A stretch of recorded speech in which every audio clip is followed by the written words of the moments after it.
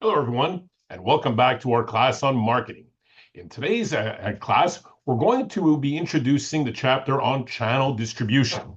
Um, how does a product like Coca-Cola or Apple's iPhone or even a local bakery's bread reach the customer? Exactly when and where they want it?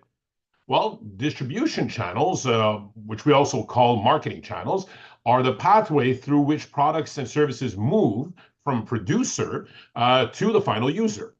Now, they're in the place in the marketing mix, so that's our third P. Now, the often this P is often the invisible and oftentimes less sexy of the four P's, but it is a vital system that ensures that the right product is available at the right time, at the right place, and in the right quantity.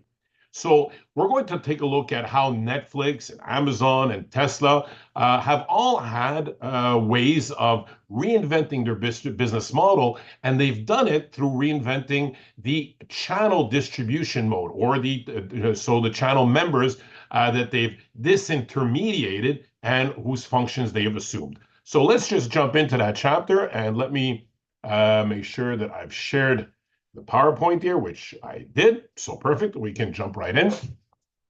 Okay.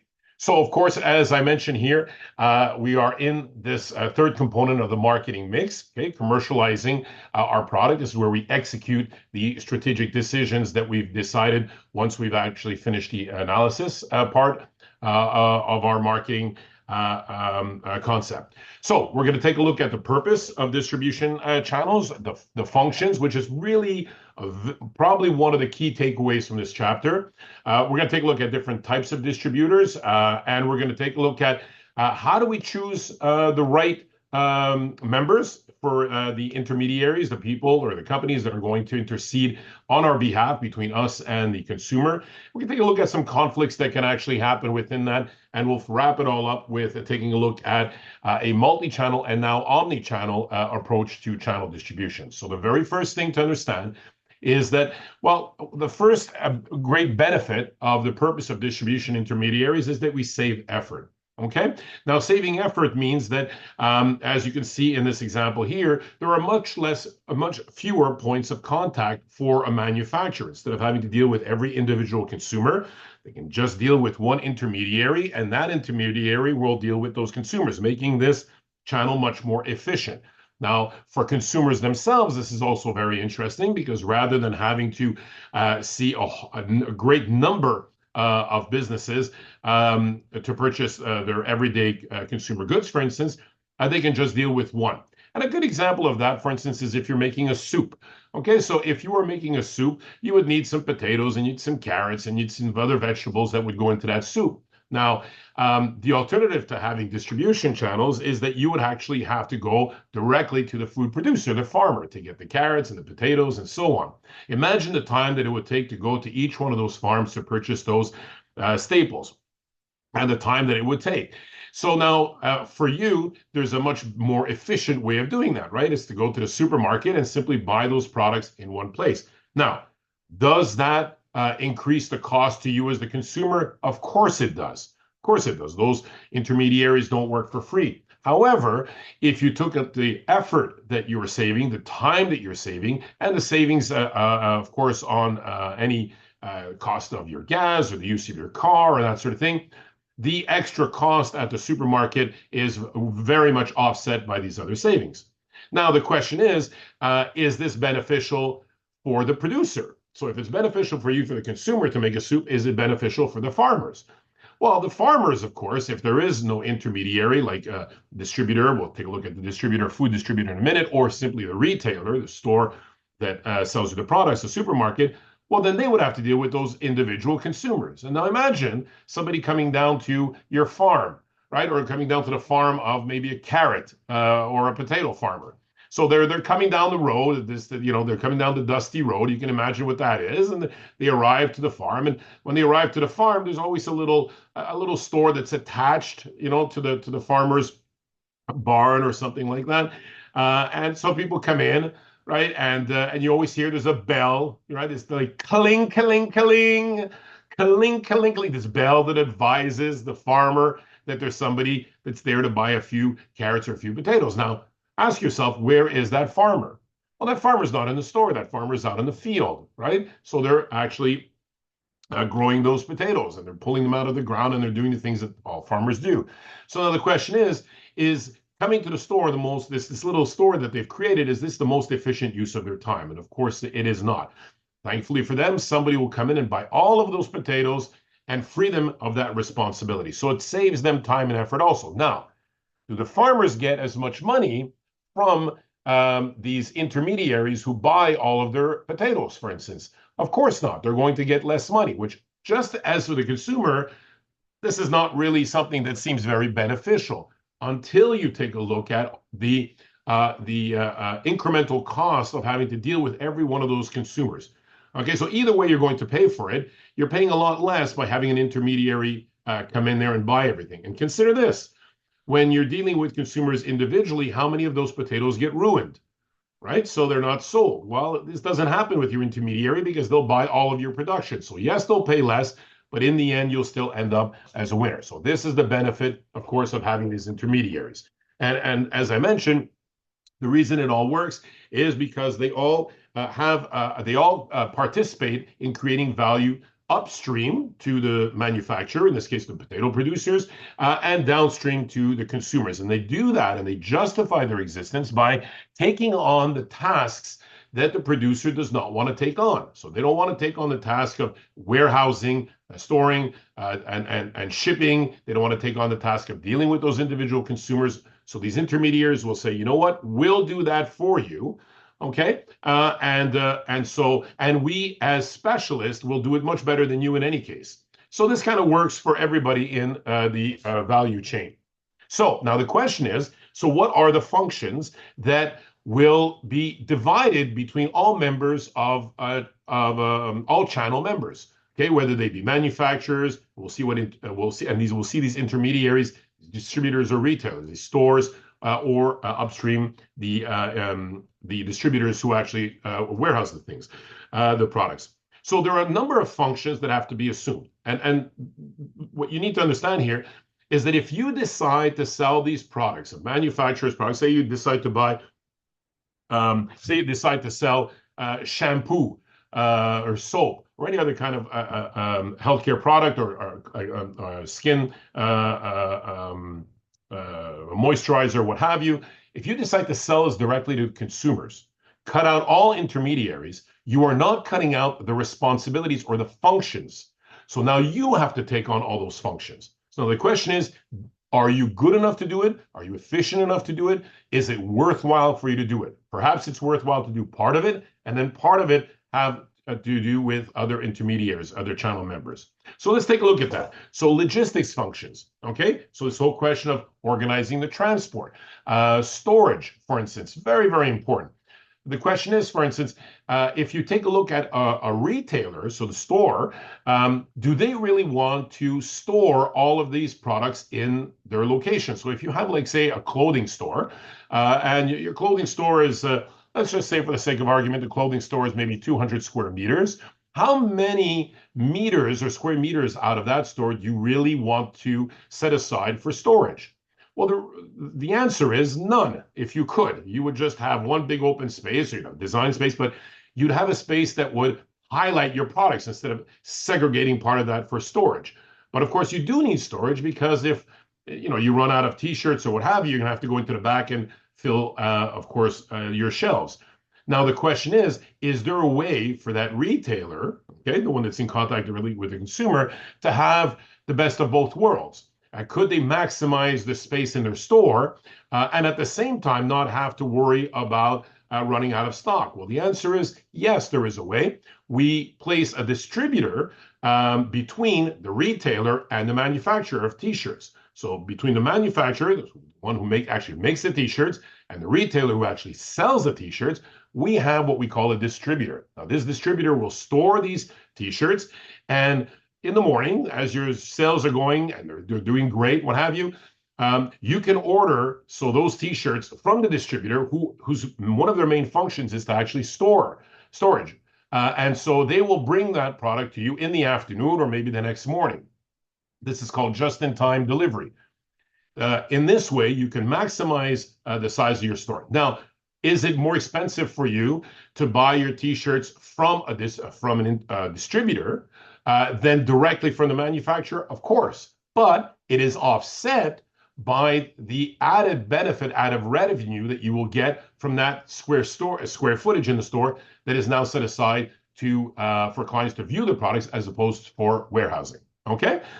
Financing functions. Manufacturers, one of the big benefits is that they don't really want to have to deal with consumers and individual purchases and that sort of thing. So a retailer will take on these functions by taking the money. Of course, if you decide to sell directly, then you have to take this money. Okay. Search functions, really interesting. Oftentimes, when a product doesn't sell in a location, a retail location, a store, all the manufacturer will see is that the sales are slow, but they will not know why the sales are slow. If you have a retailer, as opposed to selling it directly, that retailer and their salespeople in the store may be able to discern elements of the relationship with their clients and the dynamic of how they're walking through the store and picking up the products.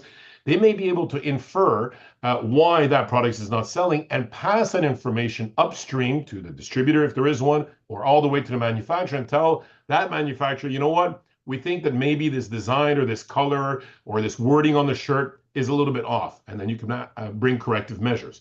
So once again, the alternative is for you to sell directly to consumers. If you do that, short of having a tremendous relationship with those clients directly, you're not going to have access to this information. But if you have an intermediary that comes between you and the retailer in this channel configuration, then of course you're going to get this information.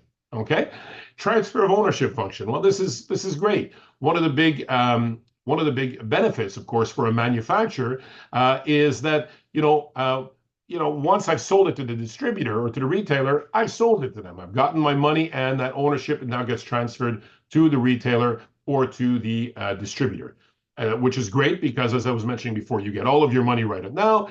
You're all set, and now that person has to worry about it. Now, if those products don't sell, that's not a you problem, it's a them problem. Of course, ultimately, it will reflect on your brand and your relationship with these channel members. But there is a benefit to getting all of your money up front as opposed to have to wait for it with each individual customer. And this is you get this because you have those businesses that retailers that are between you and the customer. Now, one of the downsides of that is that this transfer of ownership means that, as I mentioned, they now own this stock, which means that they can do with it what they want within limits. It depends on how strong the brand is, but generally speaking, they can do with it what they want. So if they want to use your product as a loss leader, for instance, take your T-shirt design and just put it out on the street and say, if you come into the store today, you get this T-shirt for free, they can. But that might not be what you wanted. You don't want your product to be used as bait to bring in customers. But from the moment that this transfer of ownership has been done, you really don't have any choice. Now, before moving on, I want to make sure that everybody understands that the design of the channel, that is to say, that the decision to sell directly to consumers or to go through an indirect channel, and then the level of intermediaries that are placed between you, the manufacturer, and the consumer, that decision is a manufacturer's decision. The manufacturer ultimately is the one that decides what is the design of the channel. So this is a really important point, and it depends, and it will vary depending on the number of functions that manufacturer is willing to assume. Okay, promotion functions are also a very important one. We saw this in marketing communication. So the question is, how will this product be promoted? Should I have a pull strategy, which is one in which the manufacturer speaks to the consumers directly through some, mass media or some other targeted advertising, influencers or what have you, and through that marketing communication draws people into the stores, and then those people ask for the product, and then the retailer turns to the distributor and says, hey, you know what, this product is really working, send me more skids. Okay, and then the distributor then turns to the manufacturer and says, you know what, this is really working, send me this product. So as we saw in marketing communication, so we pull the demand through the marketing channel. Now, the alternative is a push strategy. And in this case, we are promoting the product as a manufacturer directly to the distributor. We are telling the distributor there's an amazing product. For instance, if you buy, 20 skids, I'll give you one free. So we are promoting the product to distributor. Distributor says, you know what? I don't have really that much room in my warehouse, but a free skid, that's all profit for me. Fine, I'll take it. And now the distributor turns around to the retailers and pretty much has the same speech, right? So those some sort of promotion. If you buy so much product, I'll give you a discount, or I'll send you off to Dubai on a nice vacation, whatever. What are the kind of ways to incite those retailers, those store owners, those chains of stores to take on more products? This is a push strategy. We are pushing, right, all of this through the channels, through the channel and to the channel members. Sales function. Do I really want to have to deal with this? Do I want to have to negotiate all of this with intermediaries? Do I want to do this? If I don't want to do it, I'll go directly to consumers. Customer service functions. Dealing with customers is not an easy thing. If I don't want to have to deal with all the complaints and the returns and why this product doesn't work or what have you, I might want to have, when I'm designing this channel, I want to have a retailer there or intermediary that deals with this. I just don't want to deal with this. And of course, we understand, once again, just want to circle back to this, that when I have intermediaries, ultimately it will either increase the price to the consumer, which theoretically is not a good thing, or will cut my margins, which is also not a thing. But the reality is that these functions will end up costing me money, so they'll affect my margins anyway. And for the consumer, there is that benefit, of course, of having to, like, this one-stop shopping. Okay, and ultimately the payment function, right, with developing these kind of payment functions, can be also beneficial in increasing sales and making sure that these payments can be very rapid. But once again, just as I mentioned before, if you don't want to take on this responsibility, better to have somebody else do it. So these functions are really, really, really important to understand. Okay, so we have three types of intermediaries. I've actually already mentioned those. So we have traders, which are those are the classical intermediaries in channel distribution. So these are the retailers, the stores, distributors or wholesalers.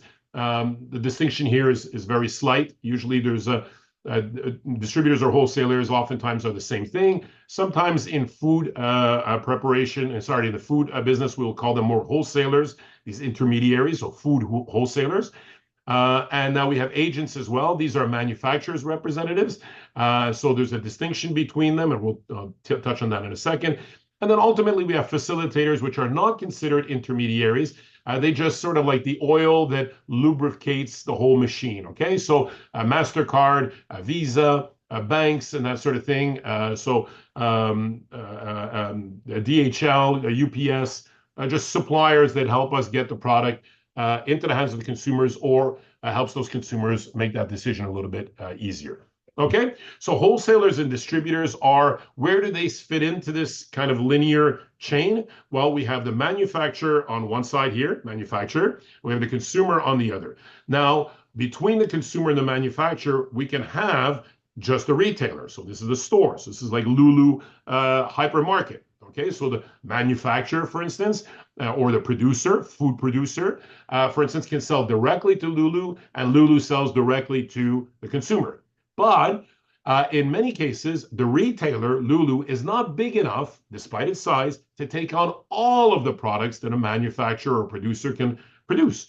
So in this case, we need to have somebody even bigger than Lulu between Lulu and the manufacturer.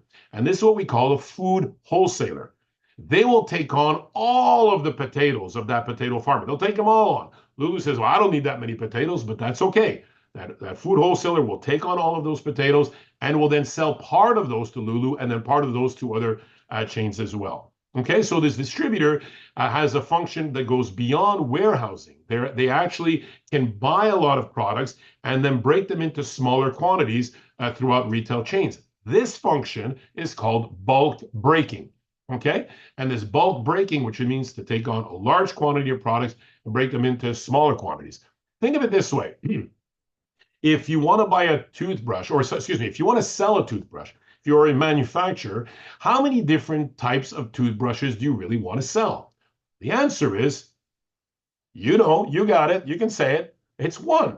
right? So I want just one toothbrush. It's a red toothbrush with the bristles coming up on either side and kind of like a gap in the middle. Okay, I just want to sell one and I want to produce them in tremendous quantity. Why? You guessed it, for economies of scale. I don't want to produce a whole different variety of toothbrushes. So this is the manufacturer's benefit. However, at the other side of on the other end of the spectrum, you have the consumers. Now, the consumers, if you turn and you ask the consumer, well, are you okay that everybody in Kuwait has, or in any other country has the same type of toothbrush? Well, of course not. All you have to do is go into a pharmacy, or a supermarket, and you'll see a line of all sorts of different toothbrushes. So here's our problem. The manufacturer wants to sell a tremendous quantity of one type of product, and the consumer wants a tremendous variety, but just one quantity, one item. Okay, so this, never the two shall meet unless somebody is willing to intercede in the middle and say to the manufacturer, I will take on all of yours, and I'll take on all those of your competitors and what have you, and I will break this into smaller quantities, sell them to the retailers, and then those retailers break them even to smaller quantities, and then they put up maybe 5 or 10 different varieties, 5 or 10 toothbrushes of maybe 20 different varieties. And there you have a happy ending to the story, which would not have happened had you not had those those distributors in the middle. Okay. You then have agents. Now, I'll just go a little bit quickly on this, just to give you a little bit of an idea. So you have agents that can actually also be intermediaries. Now, this is very, very common in international marketing. The big difference between agents and distributors, because their place is pretty much the same, they are between the manufacturers and retailers oftentimes, is that these agents never take on, there's no transfer of ownership. Okay, so they do not acquire the goods they sell. You can see it right here in the PowerPoint. Now you have different types of manufacturer representatives.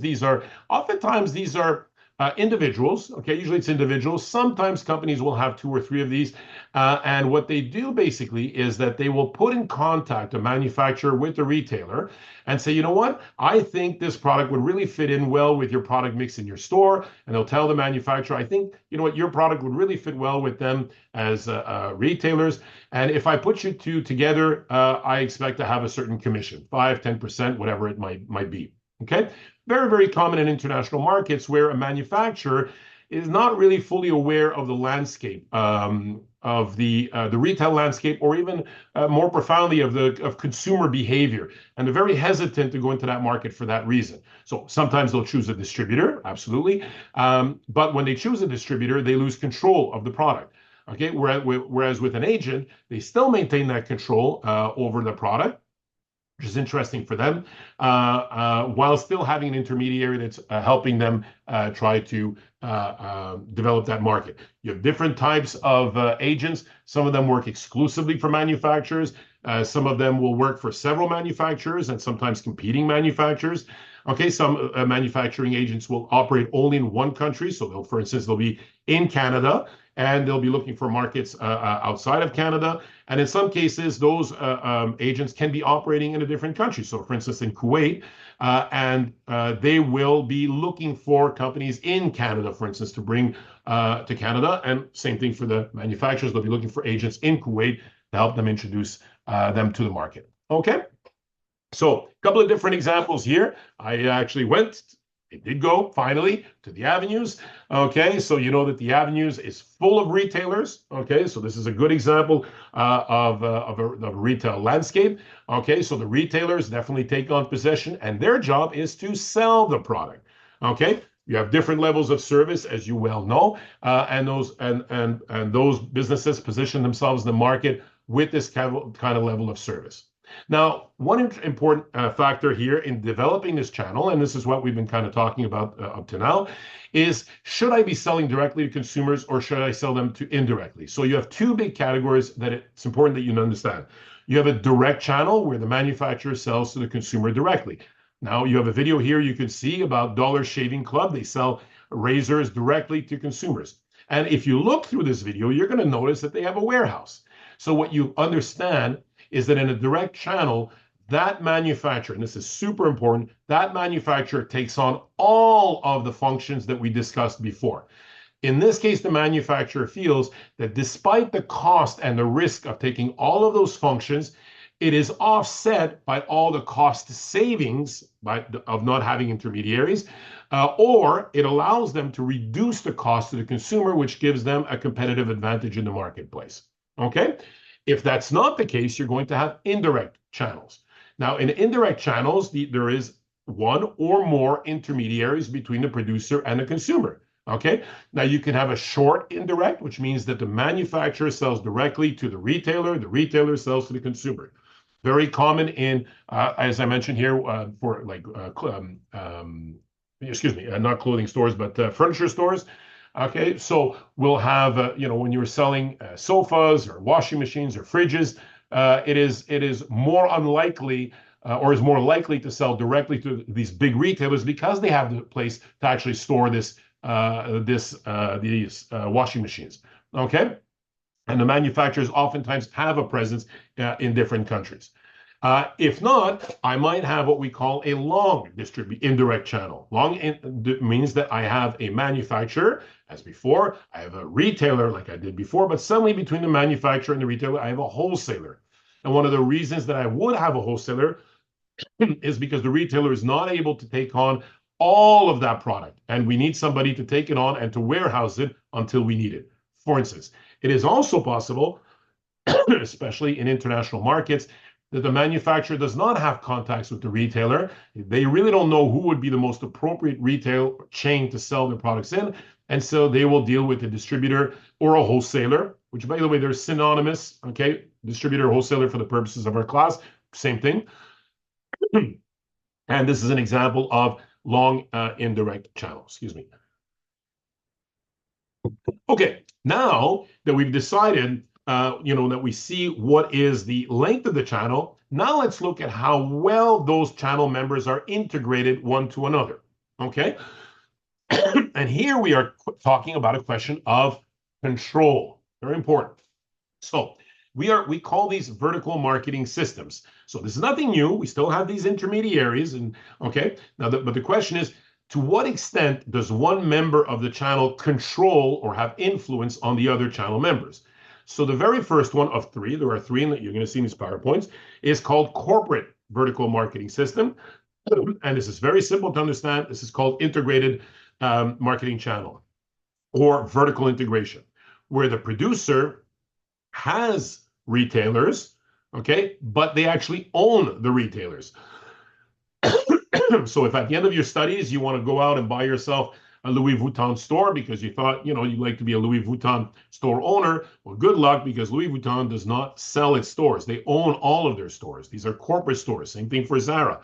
Some exceptions for Zara of late, but generally speaking, Louis Vuitton will produce those bags and sell them in stores that they own. Now, why do they do this? Well, they do this to make sure that the image in those stores is the image that they want, because the image, the experience in the store is almost as important, if not more important, than the product itself. Perhaps that they feel that an independent retailer would not be able to provide that shopping experience, okay? Now, of course, there are huge risks here, right? Because if there's benefits, of course, but there's risk. The risk, of course, are that now you have to build that store, you have to assume the lease of that store, you have these employees you have to pay. If there's a union, you're responsible for them. So there's a lot of risks, excuse me, to this strategy. Okay. The benefit, however, beyond the control, and this is the case with Louis Vuitton, is if those products don't sell, they could package that bag into and send it off to Singapore. And if it doesn't sell there, they'll send it to New York, and they could package it there and send it back to France. And if it doesn't sell there, they'll burn it. Okay, so you do with this product what you will. This is a corporate VMS or vertical integration, which I believe many of you know. Contractual VMS or contractual marketing system is one where you have a contract. So these are independent businesses that decide to operate together, but they have a contract between them, and oftentimes a long-term contract. Okay, I'll cover the franchisee. Franchisors are so they have the right to sell this franchise in a country, and they will sell it to independent restaurants. So why, and that will then take on the logo and the design and what have you of that franchise. Now, why would I want to open up a McDonald's franchise? Why don't I just open up a Big Tom Burger? Okay, well, because having a franchise, so owning a McDonald's franchise, will ensure a certain amount of cash flow because I can count on a certain number of visitors just based on the strength of that brand. But also, there's a lot of other benefits. For instance, where should my restaurant be located? I'm not an expert. McDonald's will do this analysis and say, you know what, that's where it should be. That's a good location. How big should the store be? How many chairs should there be? How should the kitchen be arranged to maximize efficiency, minimize risk to the employees for them to get burnt or what have you? Okay, and to provide a pleasant work experience, but also one for the consumers where they can see that the food is being prepared in a nice way. What should be the menu? How many menu items? What should be the pricing? What should be my promotion strategy? So McDonald's will provide all of this in exchange for a franchise fee and then a percentage of your gross sales going forward. This is my benefit as an owner to sign on to a contractual VMS. Now, what's the benefit for McDonald's? Well, you might guess it. Who is financing all of this? Who is financing McDonald's worldwide growth? Me, not McDonald's. Every single item there, the franchisee, okay, is actually paying for. Those chairs, the ceramic tiles, the electronic billboard, the stoves, the ovens in the kitchen, the uniforms. I pay for absolutely everything. So for McDonald's, once they've developed this concept, getting this concept developed worldwide, and same for every other franchise, of course, is being financed by the franchisees. And this is their benefit because if it wasn't, they would own all the stores in a corporate VMS, right? The administered VMS is really an interesting one. Administered VMS is one in which the relationship is imbalanced. You have one of the entities there that has more power over the others, okay? And now this power will come in from different sources. So for instance, Walmart as a retailer has power over manufacturers because they bring the sales, because of the function that they assume, and because they do it so well, they give this volume to manufacturers. They can give volume and they can take volume away, okay? And because of this, Walmart dominates the conversation with many, many manufacturers. But that's not always the case. So in some cases, manufacturers, their brand is very, very strong, and so they will dominate the conversation. So consider, for instance, Apple. Apple sells their iPhones through independent retailers, right? So those independent retailers have no choice but to place the Apple iPhone in a certain way, speak about it in a certain tone. They are not allowed to sell that iPhone at a lower price than is designed, that has been decided by Apple. They can't, give away a demo, for instance. There are very, very strict rules. Now, why would an independent business have to follow those strict rules in their own store? Because Apple's brand is so strong that they will be administering that channel. And finally, in other cases, you might have an intermediary that provides so much value beyond the sales to their channel members that their channel members say, listen, whatever you want me to do, I'll do because you're really helping us out. And that's the case of Caterpillar. It's more of a business-to-business example, but Caterpillar provides a tremendous amount of training to their retailers, the ones that sell, the tractors, and they provide a lot of information in terms of trends in the marketplace and competitive analysis. And because they provide all of this information, the retailers pretty much do whatever the manufacturer tells them to do, okay, even though they are independent operators. And this is called an administered VMS. Isn't that interesting? Okay, so choosing this distribution channel, we're going to take a look in a second at to what extent should it be intensive. Okay, so you've decided that you will be selling your products not directly to consumers, but through an intermediary, for instance, a retailer. The question is, how many retailers where should this product be available?